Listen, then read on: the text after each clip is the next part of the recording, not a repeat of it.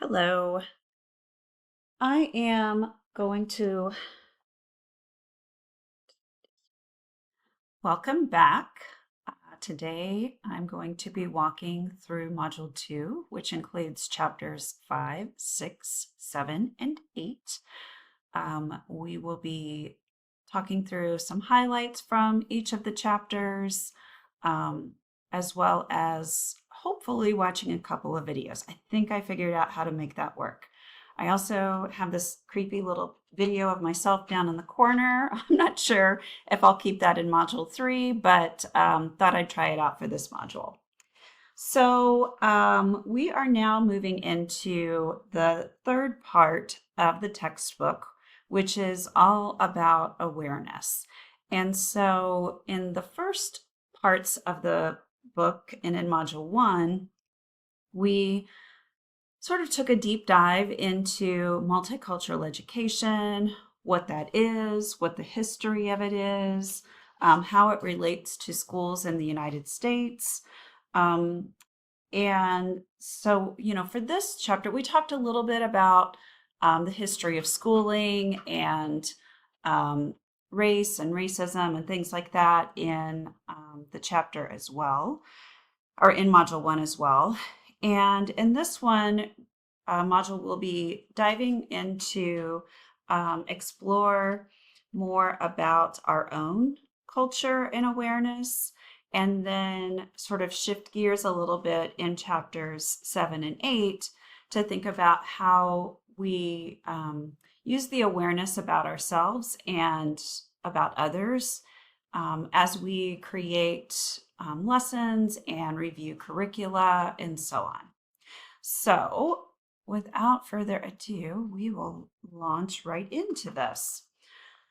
So, when we think about culture, chapter 5 really gets us thinking more about how we define culture, what culture means to us, what it means to be a part of multiple cultural groups.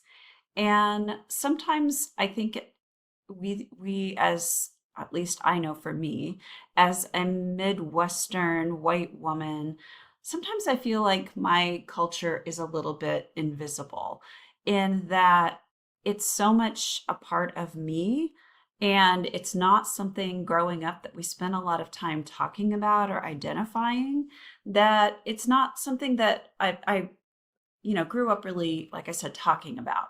And so our culture is made up of our opinions, our beliefs, our views on things, our feelings about things. All of those things come together to create our culture. And so part of what you'll be reading about in chapter 5 is that most of us are a part of many different cultural groups. So, culture isn't necessarily defined by the color of your skin, that's more your race. It's not necessarily only defined by where you come from or where you live or where your family originated, although that can be part of it. Culture is a bit more broad and it's more all encompassing, and it relates more to um, all of the different elements that make us who we are. And so if I'm thinking about um, cultural groups, I might say that I'm part of being female. I'm a female, part of a female cultural group. Um, I identify as a female. I identify as a heterosexual female. I identify as a higher education professional. Um, I identify with groups that of people who work in the university setting, who have doctorate degrees. I'm also a mother, a daughter, a sister. So I identify with those cultural groups as well. Like I said, I am from the Midwest. I have a background in agriculture. So I come from a farming family. So that's part of my culture. Most of my family came from Germany. So that's part of my culture. So really, we are part of many, many different cultural groups, and we truly are a sum of all of our parts. And so we are going to watch a few minutes of this video together. Again, hopefully the sound works this time, and I can get this opened up here. And of course, we have an ad that we have to sit through here for just a second. Now we're going to skip this. And as you're watching this, think about what the speaker shares about her own culture and the different parts of her that make up the whole of who she is. Turn this up.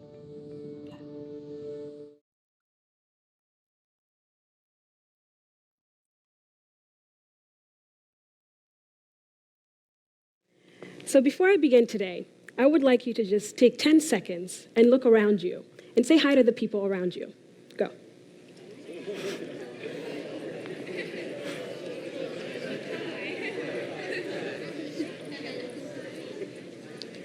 Great. Thanks for doing that. It's quite interesting actually being up here to see you all do that because it was a mix of waves, handshakes. Some people were smiling and laughing.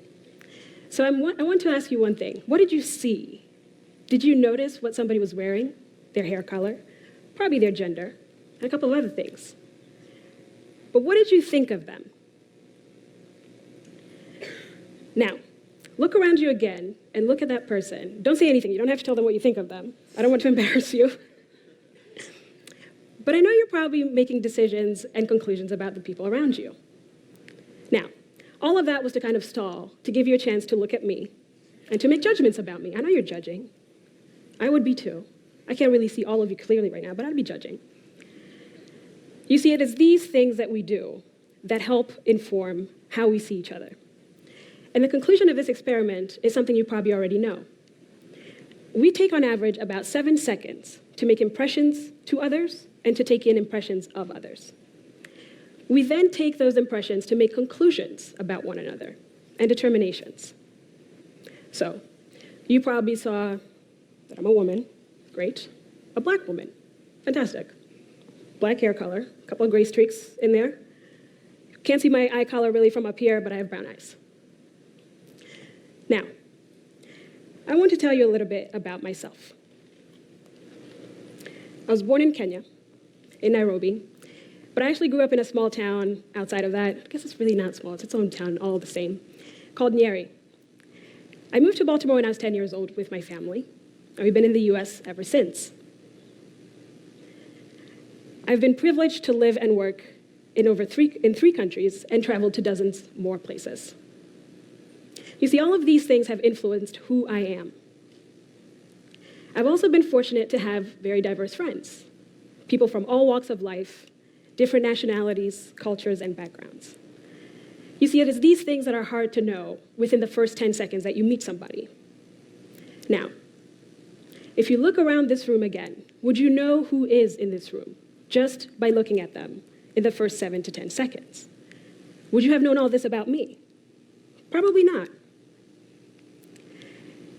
You see, throughout my life, culture and cultural diversity have been at the forefront. Again, I've been fortunate to have such a wonderful group of friends.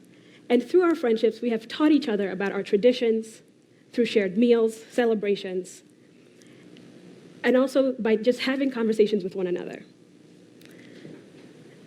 This is a picture that was taken a few years ago at a baby welcoming ceremony that in my culture we call a nitega. And these are my friends, people who had always questioned me about what these look like. And I said one day, why don't you come and experience it? And they did. So, this was all to show you just how diverse we all are. Now imagine your life as a jigsaw puzzle. What would be the pieces that make up who you are? For me, it would be my faith, my family, my heritage, my travels, my favorite foods. Again, I'm from Baltimore. My friends, my godson, and my love for philanthropy, education, and the arts. Now, if all these pieces make up little old me, what would the pieces that make up this room today? Imagine the pieces that would fill up this room, your workplaces, your classrooms, even your local coffee shop. So I ask you, who are you? And what would your puzzle pieces be? You see, in today's world, All right. So, with that in mind, thinking about yourself and your own culture and your own puzzle pieces. One of the things that I really enjoy about this video, or always strikes me when I see this, is when she's talking about how we make first impressions of people, and people make impressions about us too, or take in information about us. So it only takes about 7 seconds for us to look at a person and make some quick snap judgments about that other person. And sometimes that's okay, right? Our ancestors, our DNA tells us to make quick judgments about other people to determine if that person is safe, if that person seems like they are going to be kind and welcoming, um, those types of things. And people are doing that about us as well. But as she pointed out, the challenge with that is that we don't see what's under the surface. We can only see little teeny tidbits about a person, and a lot of what we interpret is based on our judgments of that person without necessarily getting to know them. And so this gets to the point of really making sure that we do take the time to get to know people, to understand their culture, to understand their backgrounds and their lived experiences. And it's really important for us to do some reflection on our own belief systems, our own views, cultural perspectives, because it's important for us to think about what people think about us when they see us. What are those judgments that they're making about us based on their first impressions? And then how do you want to get to know people and share more about yourself? And what is it that you want people to know about you and your story? What do you want people to understand about the pieces that make up your whole entire life story? What's important to share with families that you work with, or with the students that you work with? So thinking about all of those different things is important, and also thinking about the assumptions that we make when we look at people. And this leads us to thinking about this notion that our culture is made up of many, many different elements. And if we think about, are there a set number of cultures out there? No, there's not. There's an infinite number of possible cultures and cultural groups and subgroups that we can be a part of. And the other important thing to remember is that culture isn't static. It doesn't stay the same. We today, in this time and space, are not the same person that we were 10 years ago or 15 years ago, even 2 weeks ago, because we have learned, we've grown, we've made changes, and we're constantly doing this as we come in contact with new people and become parts of new groups. A year ago, you might not have even thought about being considered a part of a cultural group, being an early childhood student at Illinois State University. You're now part of that group. And so when we think about how we are constantly evolving and changing, that's true for us. That's also true for the children and the families that we work with. And so an important thing, a piece to take away from chapter 5, I wanted to read this real quick. When we think about how we are seeing culture, how we're understanding our own culture, it's important for us to remember, and this is from the text, the values and beliefs held by an educator due to cultural identification can influence not only the nature of their relationships with students, but can also impact their selection of curriculum, the way that they teach, different instructional strategies. And so our own lived experiences really make a difference in how we see the world and how we are as teachers. And so that really gets us into chapter 6, which is understanding other people, trying to understand other cultures. Again, chapter 5, we got to understand who we are first and do some thinking, which I'm excited to see your the multicultural present or the cultural presentations that you're putting together for yourself to share your own beliefs and culture. And it just occurred to me too that I need to do one of those as well. So I'll get to work on that so that I'll share a little bit more about myself with you all as well. We've got to understand those pieces before we really can dive into understanding others. Because it's important for us to know and think about why we think the way that we do, why we believe the things that we believe. Where is that rooted? How does that impact the decisions that we make? Like I said, about teaching, what we teach, how we teach. All of that connects with our culture and our beliefs. And as we'll learn in chapters 7 and 8, it also closely connects with how we teach our students and what we teach our students. And so we want to be sure that we are reaching out to try to understand the culture of our students and their families so that then we can bring that into the classroom. Because the best way that we really can be a true multicultural educator is when we are reflecting our students' culture, language, diversity within our own teaching. And so chapter 6 invites us to think a lot, think deeply about how we see other people. And one of the things I am a sucker for a quiz. I am a person who, the more I know about myself, the more I understand about myself, I feel like the more I can understand myself and how I connect with others. And so Harvard has created a whole series of tests to help you think through how you see other people.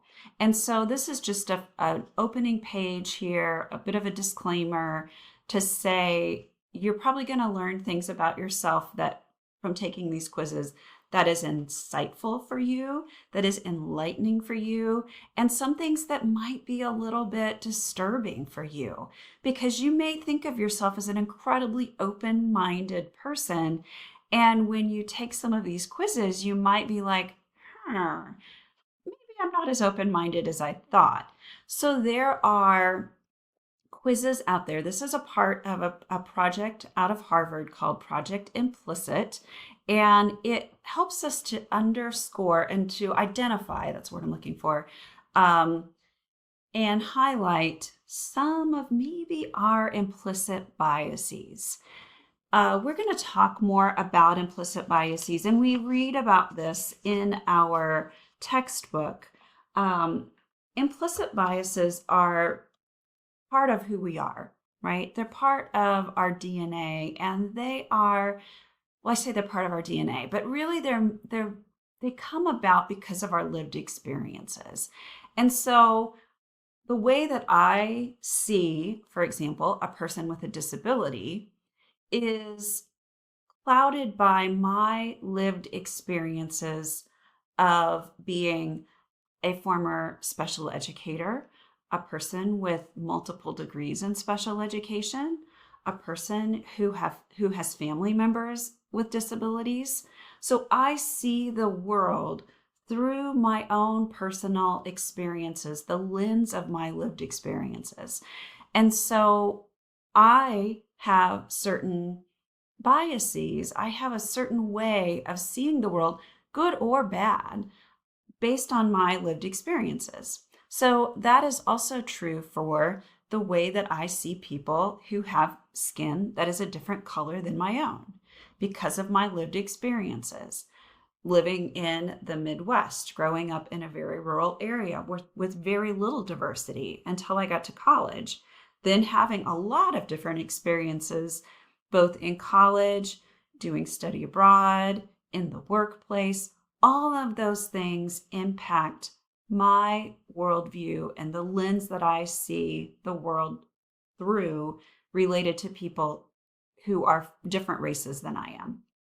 So there are these for all different types of things. There's disability, race, gender, Native American, religion, specifically related to Jewish, people who are Jewish, age, people who are Arab, Muslims. You can see people with different weight, different skin tone, about weapons, sexuality, gender, transgender. These are all different quizzes. All right. So you can open these up if you want to, if you choose to. You certainly do not have to, but you can take these quizzes and then it helps you to better understand, you're learning how old I am, more about yourself. All right. So you can work through these. Take some time. Again, if you don't want to, and this isn't something you are interested in at this point in your life, that's okay. But you certainly can learn a lot about yourself through taking quizzes like this. And so by taking those quizzes, if you chose to do any of those, you can learn more about your own implicit biases, how you see different people who are different from you. All right. And so, what I want to dive into a little bit here is how sometimes we align our implicit biases with deficit perspectives. Okay, so I'm going to unpack that just a little bit here. So, our implicit biases is, again, how we see other people. So, it's something that's under the surface. We probably may not even recognize it. But once we recognize it by taking quizzes, by learning more about different people and different cultures, we can pause when we feel those biases creep in. So let me give you an example. If you are out in public, you're going into a store, you see a person outside of the store who has a sign up asking for money, right? You probably, and each one of us may have different thoughts or perspectives about this, you are making judgments about that person, maybe without even realizing it. You may be making judgments like, that person looks like they're able, like they look healthy. I wonder why they don't have a job. Or you may be making judgments like, that person looks like they're Middle Eastern. Maybe they're here from another country. Maybe they're here illegally. And I don't know how I feel about that, right? So we are making those snap judgments, and that's where it has to do with the judgments that we make in those first few seconds and how we then proceed after that is the key. So with implicit bias, we can't necessarily control the thoughts that we have. Because if I have a thought, like subconsciously, of like, I wonder why that person isn't working, then I can pause at that point and say, and make a judgment and move forward. I can pause and say, reframe that and think, maybe there's something underlying. There's a mental health issue, or there's something that's going on that's preventing that person from working that I can't see. Or I can go the other way and say something really rude to that person about, you should go get a job, right? So I can, in that moment, make a decision, or I can say nothing at all, but continue to have specific thoughts or feelings. And so that point where we pause is critical, because that's when we can make a decision about where we're going next with our thoughts and interpretations. We do this with students too, and children.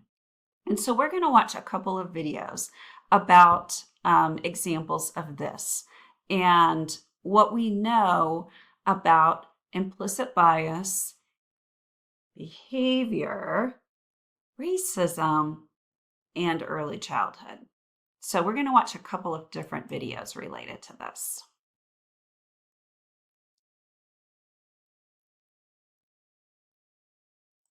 Implicit bias. Implicit bias. Implicit bias. 2016 was the year that implicit bias went somewhat mainstream.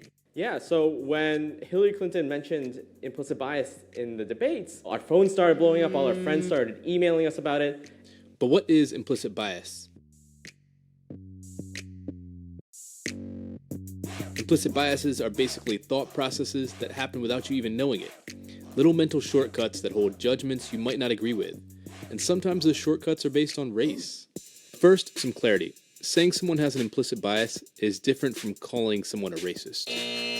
The word racist is a highly loaded term, right, here in American society. A lot of times, when people are using it, they're thinking of the kind of old-fashioned Ku Klux Klan style racist. But implicit bias isn't anywhere near that, explicit. Implicit bias is something that comes out of ordinary mental functioning, out of how the mind normally works. We've all grown up in a culture with media images, news images, conversations we heard at home, our education. Think of that as a fog we've been breathing our whole life. We'd never even realized it, what we were taking in. And that fog causes associations that lead to biases. I somehow know that if you say peanut butter, I'm going to say jelly. That's an association that's been ingrained in me because throughout my life, peanut butter and jelly are together. And in many forms of media, there is an overrepresentation of Black men and violent crime being paired together. And because of that, I actually deep down inside have been taught that Black men are violent and aggressive and not to be trusted, that they're criminals, that they're thugs. With all those associations, I'm not trying to let us off the hook, but in some ways, none of us stood a chance. Starting today, we'll post a video a day dealing with one challenge of understanding implicit bias and its relationship to race and exploring ways we might combat the problem. One more thing, if you're seeing this and thinking that it doesn't apply to you, well, you might be falling prey to the blind spot bias. That's the scientific name for a mental bias that allows you to see biases in others, but not in yourself. We're biased. Yeah. So we are biased. It's nothing that makes us a bad person. It doesn't make us, insensitive. We all come to this work, to life with our own set of biases based on our lived experiences. But what we want to think about is what we do with that. And so we're going to watch. There's a new study out of the Yale. We're going to watch this video about how our biases as educators can actually impact the work that we do. Yale Child Study Center that I had to read a few times just to believe what it was telling me.